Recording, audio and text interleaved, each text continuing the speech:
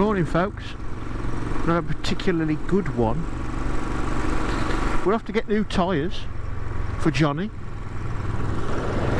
With work and bad weather, it took me ages to get across, and it's more or less today or another week's wait.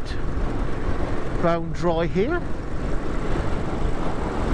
I've done about 4 or 5 miles before my gusset was soaked.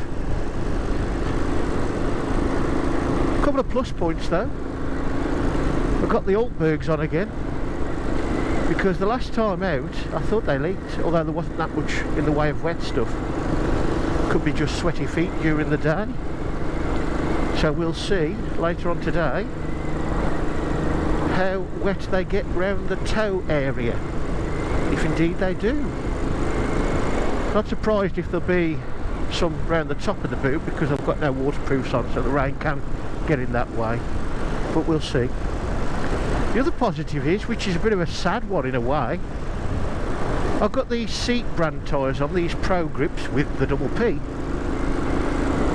and they've been fine in the wet, fine in the dry. You just can't get them. So we're going to have the Hiding OK 67s on.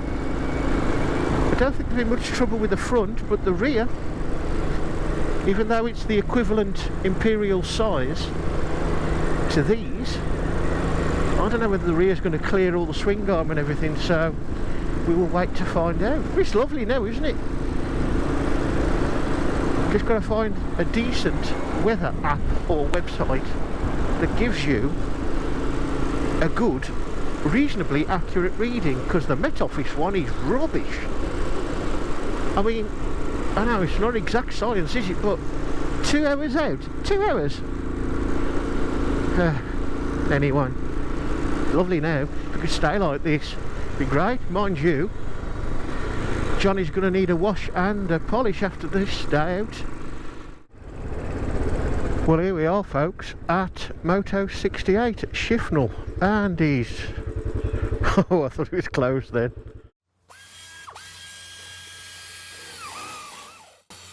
I might need you to do that on another one I've got a spare loom, and the guys...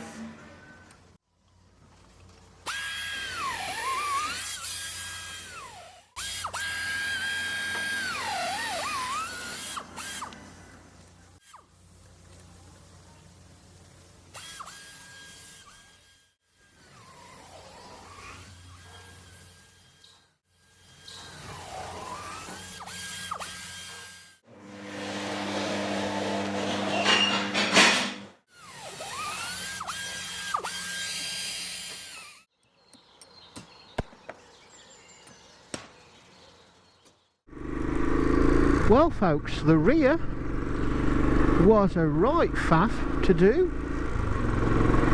I mean, it's the same setup as the GT, but what a bit of a faff. You wouldn't want to do it by the roadside for the rear.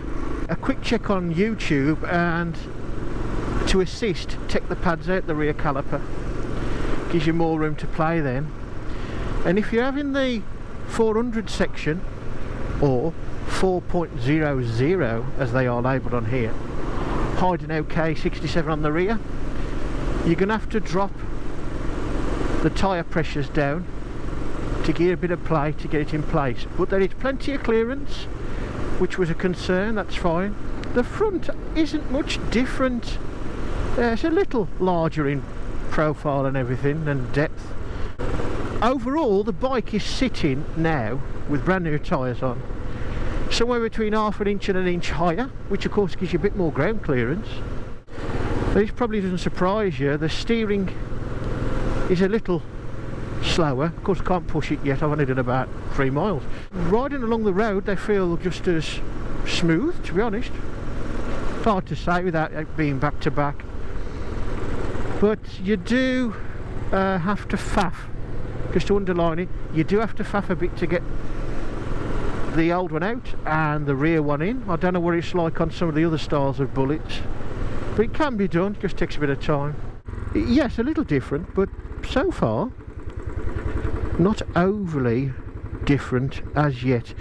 Of course we are looking at now, well, probably getting towards a 60 40 tyre, I should think, where 60 is off-road, compared to the old ones, which were fine, but they certainly look the part. Well, here we are, folks, at Ironbridge. She's quite grubby now, but not as bad as she might have been. The new tyres look great. As I said, the handling's a little different, but we'll wait till we've run them in over the next 100 miles, I suppose. You can see there, I mean, if ever a tyre looked the part, it's this, and perhaps they should have come with something similar. Certainly something that was easier to get hold of than those CEAT brand tyres.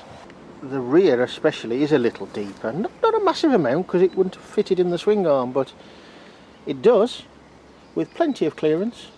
You can see now that the new tyres are just touching the tarmac, or the new rear tyres, and you've got to be careful then because of the centre stand, although it's only just touching.